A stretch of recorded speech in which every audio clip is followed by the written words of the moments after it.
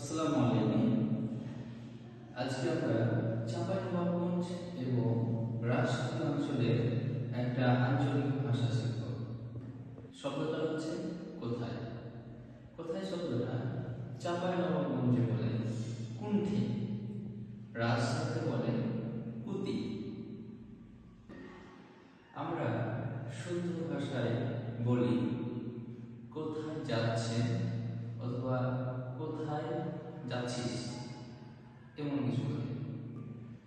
চাঁপাইনবাবগঞ্জে আমরা বলি কুণ্ঠে যাচ্ছেন জি, মানে একদম ভিতর থেকে আসে কুণ্ঠে যাচ্ছেন জি, অথবা বলে কুণ্ঠে যাচ্ছিস, এভাবে বলে। রাজশাহী অঞ্চলে বলে কতি যাচ্ছেন অথবা কতি যাস, অথবা মামা বাটা কতি যাস,